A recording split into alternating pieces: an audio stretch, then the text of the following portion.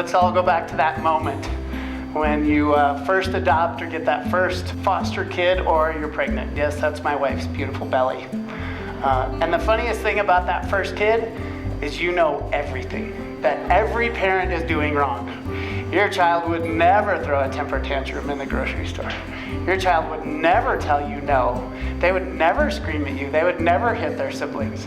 You had all the answers. Remember, you swore you're never going to use television as a babysitter, let alone the iPhone, the iPad, and then reality sets in. But for that brief moment, when they're very first born, it's perfect. You haven't messed anything up. You have no idea what you're in for. And the world and the options are limitless. Here is my youngest son, Riker, with his older brother, Josh, and then Ryan, and then I have one more daughter, Jade, who's our oldest. We had the babysitter first. Now this is reality.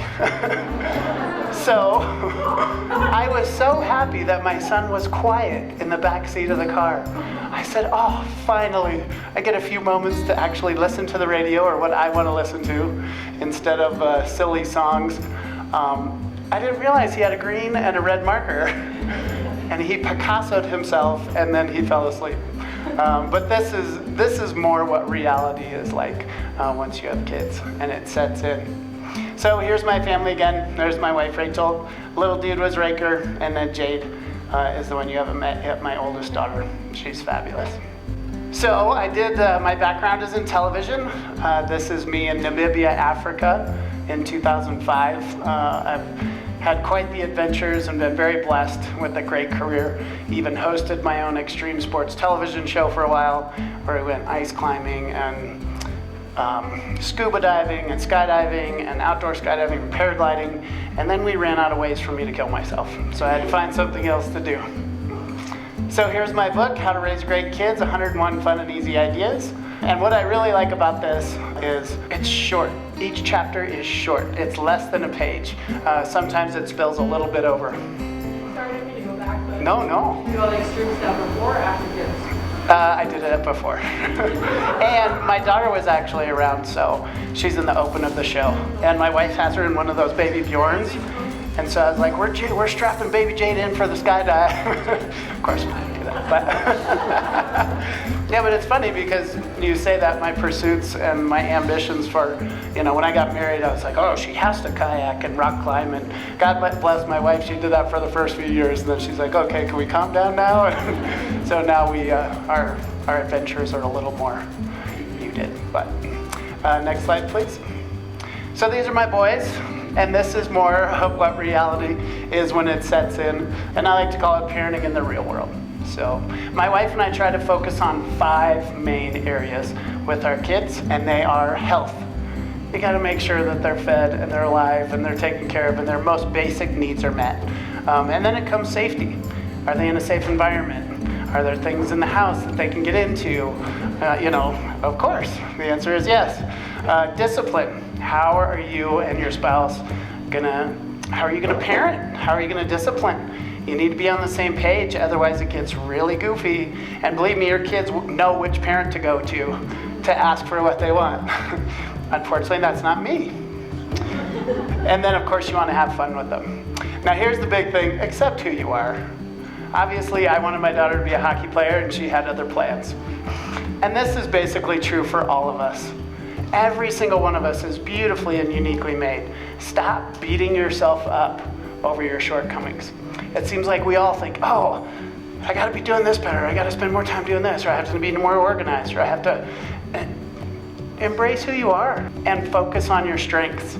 A good friend of mine is a life coach named Eric Dixon, and one of the things that he says that I absolutely love is people shouldn't waste so much time working on their weaknesses. Focus on your strengths. What are you good at? What are you best at? Enjoy it, accept it, embrace it. So don't beat yourself up because you're not like this mom or that mom or this parent, or you think you should be doing something different or more or less. And obviously we can all make tweaks and adjustments, and that's why we're all here, and just to support each other. But at the end of the day, you are exactly who God made you, and that's a good thing. It really is. So first we're going to talk about health. Whenever I come across something that is brilliant, I love to brag about it. I'll be the first one. Love and Logic for Early Childhood is a fabulous book. If you haven't heard about it yet, check it out. It's wonderful. And one of their first recommendations is limit choices. So how many times have you caught yourself saying, what would you like for breakfast? Chocolate cake. And you can't have chocolate cake. You asked me what I wanted. You set yourself up for failure when you do that. Don't ask your kids open-ended questions because they'll get you every time. And they'll make you look like the bad guy for not giving them what they want. So Love and Logic recommends offering only 2 to 3 suggestions. Would you like pancakes or would you like Cheerios? Now here's the best part. If your child can't decide between those 2 options, you choose for them. Oh, I'm sorry that you picked French toast. That's not on the menu. Today you'll get pancakes. No, I want Cheerios. You'll get pancakes. And eventually your children will learn to pick between the 2 options they're given. Works like a charm. Not every time, because they're children. Next, water drinking contest. My wife and I stumbled across this.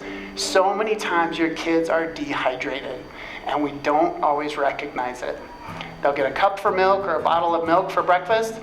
They don't drink anything else. At lunch, try to feed them something else, whatever, chicken nuggets and fries. And then by 2 o'clock, they're having a meltdown because they haven't had anything to drink. So what we like to do is grab 6 or 8 ounces of water, sit down. Okay, on your marks, get set, go. Just have a water drinking contest. And they'll usually drink the whole thing. Obviously, you don't want them to float away, but you get the idea. All right, how to handle a non-eater. This is one of the toughest ones. And believe me, with any of these humble suggestions, they don't always work. They're not perfect. Kids are all different. In fact, sometimes you need professional help, and we freely admit that that may be the reality. There's kids who just are stubborn, but for the most part, I think with consistent, loving, and ethical discipline, you can kind of get them to do what you want. You also have a lot of tools in your arsenal. You can take away treats, you can take away snacks, you can do naughty corner. Some parents spank. We don't take a position on that. We just encourage you to be honest, ethical, and consistent in your discipline. So, how to handle a non-eater. The biggest thing with this one is when you cook them a wonderful dinner, they don't want a bite of it, they refuse to eat, and in 5 minutes they're gonna say what? I'm hungry. Well, what you do is you take that wonderful plate of dinner that you made and you set it aside or put it in the fridge exactly the way they left it. If they're hungry in 10 minutes, oh look, I have a wonderful prepared meal for you.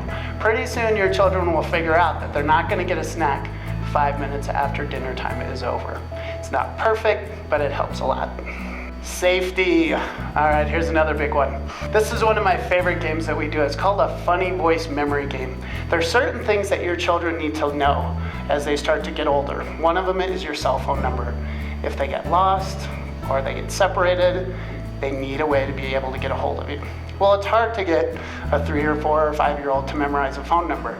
So what we did, as with a lot of our things, is we'll play a funny voice memory game. So we'll tell our kids, all right, who wants to say mommy's phone number in a scary voice? Oh, I do.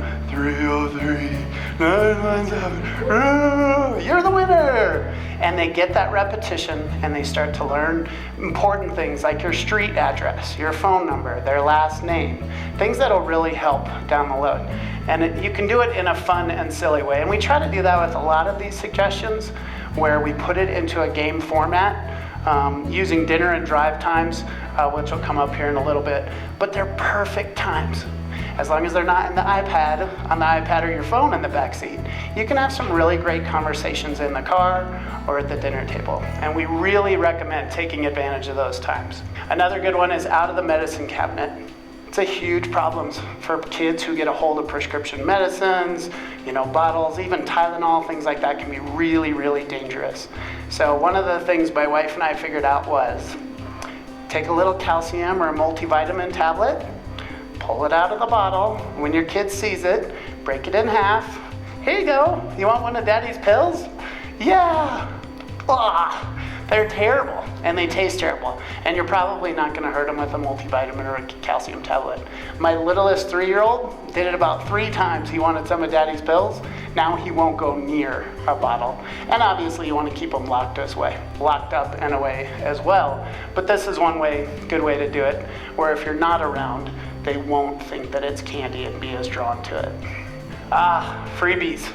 This is one of my favorites. In fact, it's chapter 1 in the book.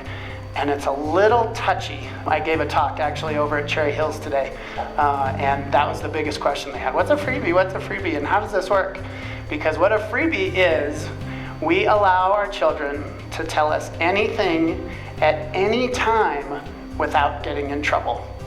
Now, before your heads pop off, let me explain it. Basically, what we're trying to do is create an environment where our children will come to us first with their problems. If they're uncomfortable with something, if they have a bad situation at school, if there's something of a great concern, a lot of times it's questions.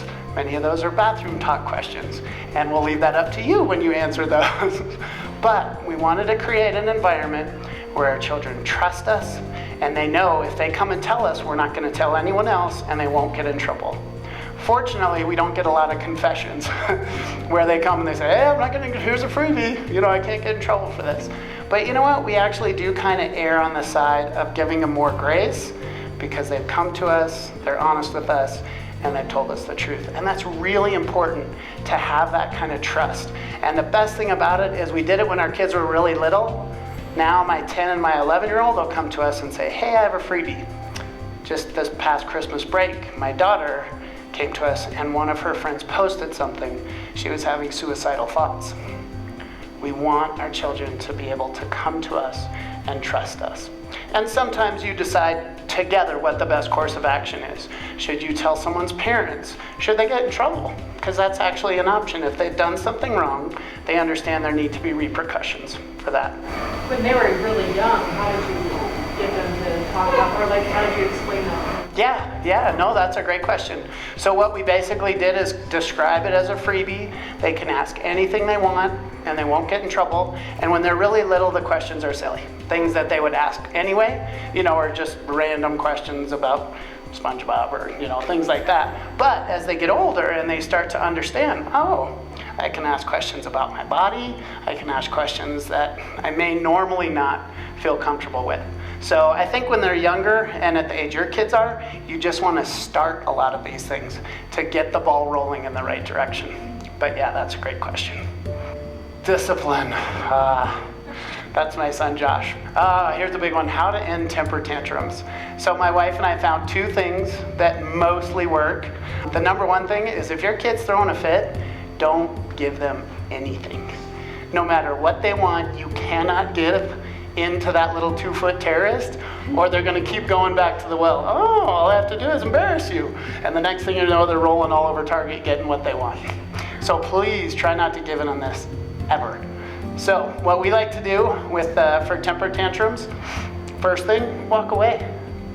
If they're screaming and carrying on in the grocery store, just walk down an aisle or 2. You can still watch and make sure they're not hurting themselves or other people, but walk away. If they don't get what they want, they can carry on as long as they want, as long as you outlast them. If they outlast you, then they leave the store with ice cream and they'll do it again next time.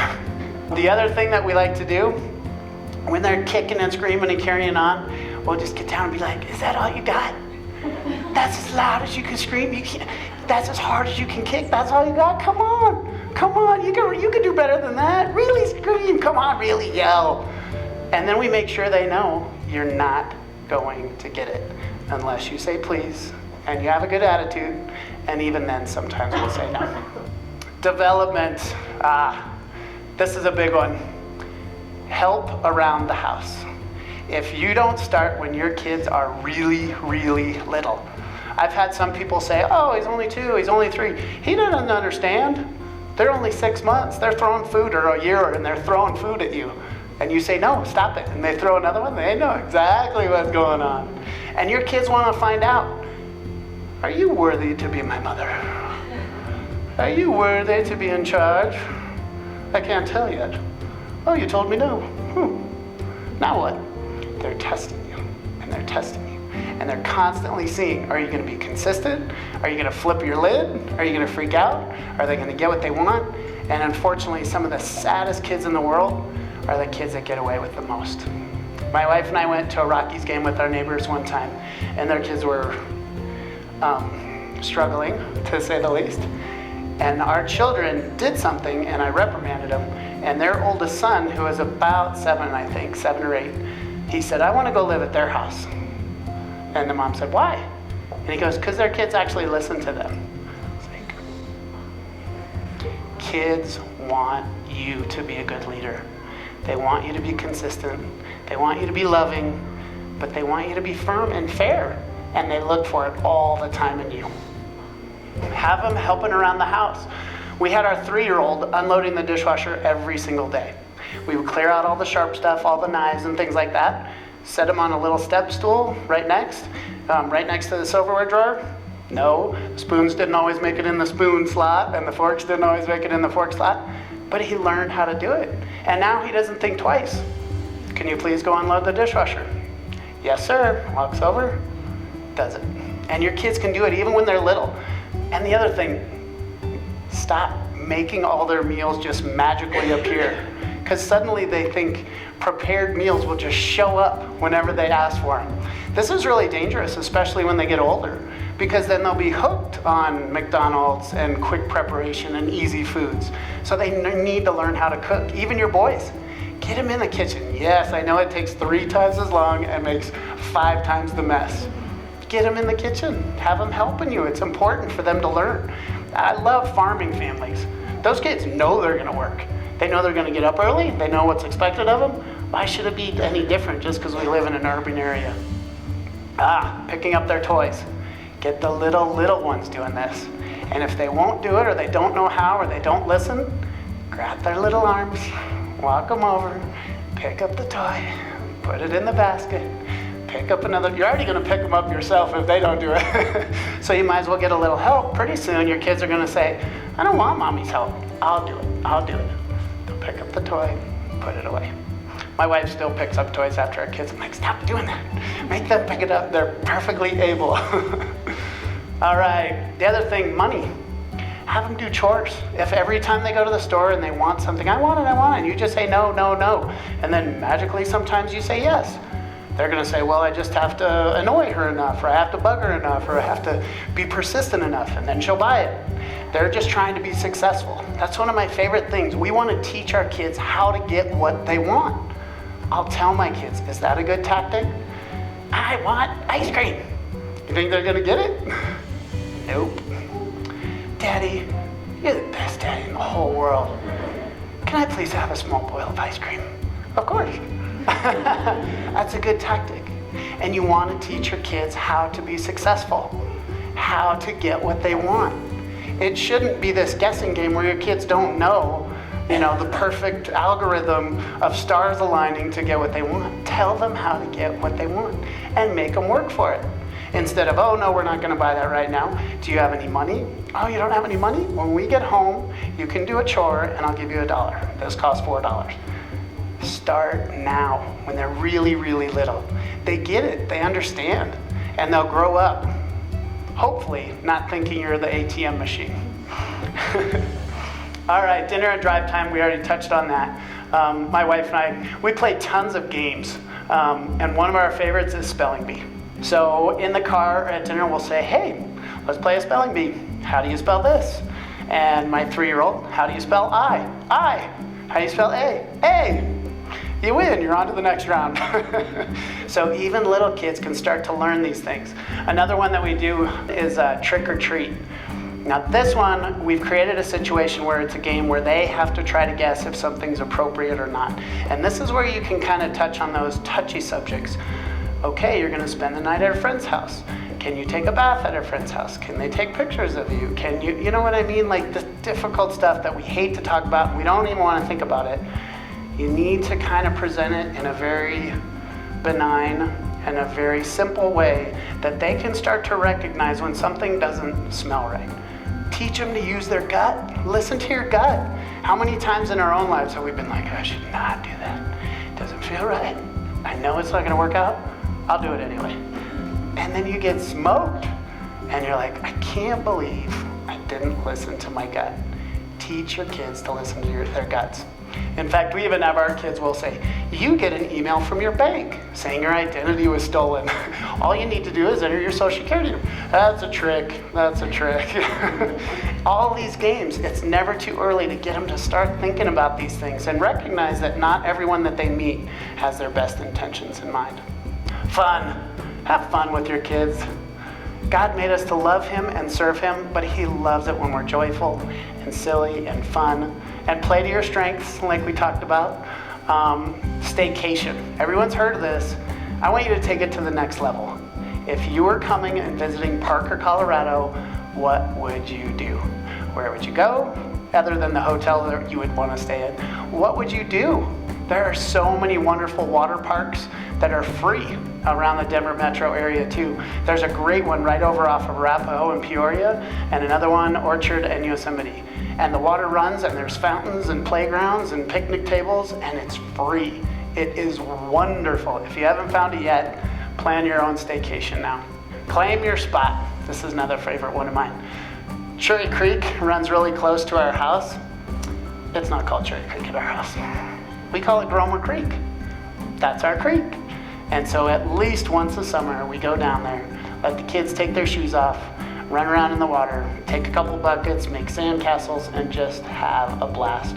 And my kids ask me all the time, when are we going back to Gromer Creek? I hope they never figure out the real name of that. I really like that one. Get on the floor. Get down on the floor with your kids. I think so many times when our kids ask us to play with them, we're like, oh, I don't have an hour to play with you. I don't have 45, I don't have 30 minutes. I don't have 10 minutes. They want whatever you will give them, even if it's in 1-minute chunks. Your kids want you. They want to play with you. They want to know they're loved. And even if you have 2 minutes, look them in the eye and say, I have 2 minutes to play with you, and then I need to go back to work, but I'm going to get down and play with you. And when 2 minutes is up, get up and go back to work. But get down on the floor with your kids. The last thing, did you know that every single person in this room lives with an expert? An expert at parenting. And they're about this tall, or this tall, or this tall. So ask them, how can I be a better mommy?